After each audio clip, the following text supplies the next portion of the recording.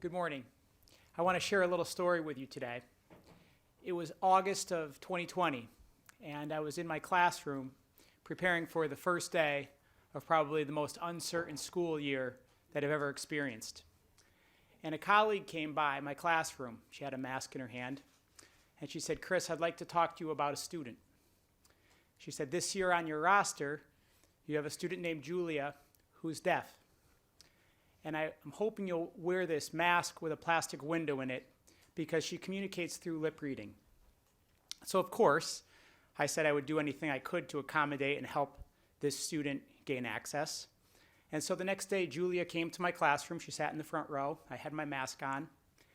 I began my lesson, and almost immediately the plastic window in the mask began to fog up. And so over the next couple of weeks, we tried a lot of different things. We put some defogging spray on there. I rubbed toothpaste in the mask. I provided her with copies of my presentations before class so she can read through them in advance. We put subtitles on all videos. We gave her scripts to audio.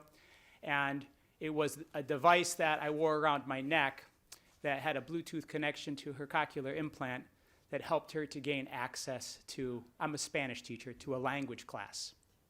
And that year, she worked hard. She worked diligently, probably more diligently than some of her classmates, and she did well. So fast forward to 2022. I get a phone call. It's a different kind of phone call than I'm used to because there's pauses in between my responses and questions, and it's Louisa Sobolewski. And she was on a video phone. And she asked me about where I stood in terms of the deaf, blind, hard of hearing population. And I said, of course, I told her my story about Julia. I said, of course, I would want to advocate for that group of people, especially in my town of Southington. And so she said, well, why don't we meet? So I went to her house, and I met her husband, and we talked for an hour. And she didn't begin the conversation with a list of legislative priorities. She didn't complain about government. She told me about her family. She told me about her kids, her grandkids, where they went to school, the activities, the sports they played, and the lives they lived. And I couldn't help to think after about an hour how similar our families were. I found out today we have the same dentist. We were both teachers. Okay, and we have a very similar family dynamic in terms of grandparents and grandchildren and those in between. It was very humanizing. And then she pulled out the list of legislative priorities and talked to me about the reestablishment of this Bureau for the Deaf, Blind, and Hard of Hearing, and said, can you help me?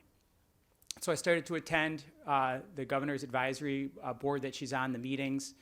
And in December, she asked me to go to the American School of the Deaf and serve as a panelist and talk about how the deaf, blind, hard of hearing community could best advocate for their legislative priorities. And soon after that, she met with Speaker Ritter. And here we are today at this press conference. And it makes me, I've been doing a little reflection lately. Last week, I was in the guidance counseling office at my school. And I stopped by Julia's counselor's office, and I said, how's Julia doing? And she said, now she's a senior. She was a freshman when I had her. And she said, well, Julia's applied to a number of colleges. She's getting ready to go to college. She's playing a sport. She has a lot of friends, and she's involved in a lot of activities. And it made me so proud that my little school was able to accommodate, to provide resources and access for Julia so that she could live a life with dignity quite similar to that of her peers. And I think about this Bureau of the Deaf, Blind, and Hard of Hearing as an expansion of that. I think about how in our state, with lots of schools and lots of kids and adults and people of all ages that are deaf, blind, and hard of hearing, that we're going to be able to, as a state now, centralize all the resources, the services, the healthcare needs, all the needs of this population so that the deaf, blind, and hard of hearing, like Julia, can live the lives they dream. Thank you.